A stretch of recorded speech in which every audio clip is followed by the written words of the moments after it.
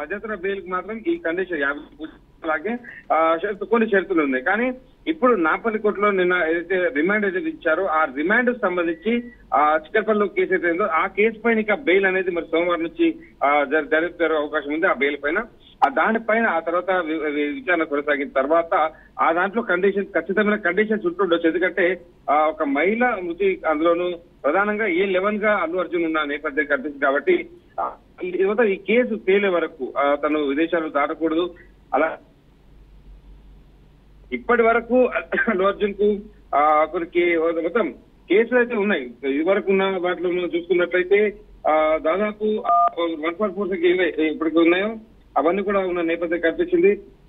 మొత్తానికి తన పైన పాత కేసులు ఏమైనా ఉన్నాయా, ఉంటే వాటి ఇవన్నీ కూడా పరిధిలోకి తీసుకుంటున్న నేపథ్యం కనిపిస్తుంది.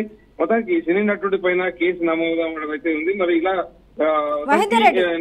మహేందర్ రెడ్డి అల్లు అర్జున్ అరెస్ట్ అనంతరం మెగా ఫ్యామిలీకి సంబంధించి అనేక మంది తన నివాసానికి వెళ్ళటం కానీ మాట్లాడడం కానీ చేశారు. అయితే ఈ నేపథ్యంలో పవన్ కళ్యాణ్ కూడా, డిప్యూటీ సీఎం పవన్ కళ్యాణ్ కూడా నిన్న హైదరాబాద్ వచ్చినట్టు తెలుస్తుంది. మరి పవన్ కళ్యాణ్ ఈ రోజు అల్లు అర్జున్ని కలిసే అవకాశాలు ఉన్నాయా లేవా?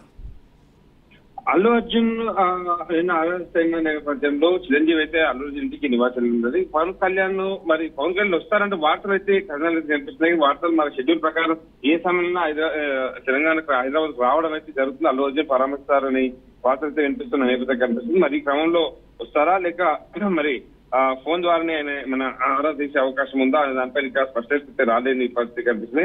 మొత్తానికి ఇప్పటి వరకు నిన్న చిక్కడపల్లిలో కేసులు అయితే దాని నుంచి మొత్తం చూసినట్లయితే ఇప్పటి వరకు అల్లు అర్జున్ మనం మాట్లాడినట్లుగా ఒక బెయిల్ అనే దాని షరతులు ఉన్నాయనుకుంటే ఖచ్చితంగా పాత కేసులు ఈ కేసులన్నీ పునరుద్ధరించుకొని దానిపైన కేసులు అయితే ఉంటాయి. మొత్తానికి ఇప్పటి వరకు అల్లు అర్జున్ పైన 3 కేసులు అయితే ఉన్నట్టు మనకు తెలుస్తుంది. స్వప్న, ఒకటి ఆయన వైసీపీ ఎమ్మెల్యే అభ్యర్థి శిల్పా రవిచంద్రారెడ్డికి మద్దతుగా ప్రచారం చేసినప్పుడు అక్కడ 144 సెక్షన్ ఉన్నప్పటికీ దానికి ఆయన అక్కడ ప్రసంగాలు చేయడం అలాగే ర్యాలీ చేయడంతో అక్కడ కేసు నమోదైన విషయం తెలుస్తుంది.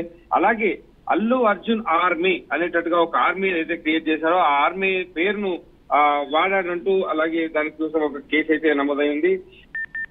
తాజాగా చిక్కడపల్లి కేసులో రేవతి ఏదైతే మరణించిందో ఆ కేసులో ఆయన 11వ వ్యక్తిగా ఉన్నారు. సో ఇలా అప్పటికైతే అల్లు అర్జున్ పేరులో 3 కేసులు అయితే నమోదయ్యాయి. మరి ఈ అల్లు అర్జున్ కు ఈ బ్యాడ్ ఎక్స్పీరియన్స్ అంటూ ఫ్యాన్లు అయితే కామెంట్ చేస్తున్న పరిస్థితి కనిపిస్తుంది. మరి ఈ కేసులో ఆ కేసులో అన్ని కూడా పరిధిలోకి తీసుకుంటారు. ఈ తర్వాతనే ఆయన బెయిల్ ఉంటుంది. ఇక పవన్ కళ్యాణ్ అంశం మాత్రం చర్చ అయితే జరుగుతుంది. పవన్ కళ్యాణ్ వస్తారు, అల్లు అర్జున్ ఎందుకంటే ఒక సినిమా ప్రమోషన్ ఉన్నది, పుష్ప నడుస్తుంది. మరోవైపు అల్లు అర్జున్ పవన్ కళ్యాణ్ మధ్య దూరం పెరిగింది అనేటువంటి ఎలక్షన్ సమయంలో మనం చూసాం. సో ఈ నేపథ్యంలో మరి మరోవైపు అలాగే ప్రమోషన్ సమయంలో థ్యాంక్ యూ బాబాయ్ అన్నట్టుగా పవన్ కళ్యాణ్ సంబంధించి అల్లు అర్జున్ కూడా మాట్లాడడం మనం చూస్తాం.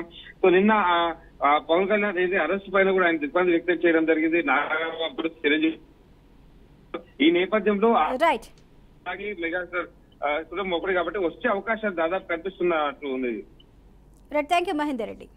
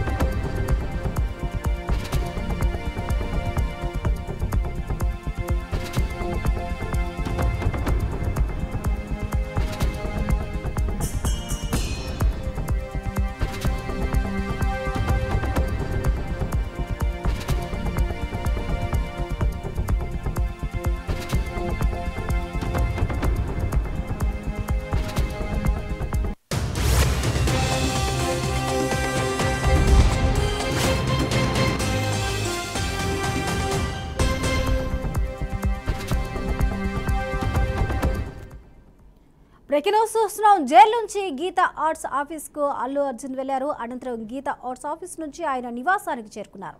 ఇంటికి వచ్చిన తర్వాత అల్లు అర్జున్ భార్య స్నేహ ఎమోషనల్ అయ్యారు. భర్తని హత్తుకొని కన్నింటి పర్యంతమయ్యారు. కుటుంబాన్ని కలిసిన తర్వాత భర్ని అభిమానులకు అభివాదం చేశారు. తాను చట్టాన్ని గౌరవిస్తానని అల్లు అర్జున్ వ్యాఖ్యానించారు.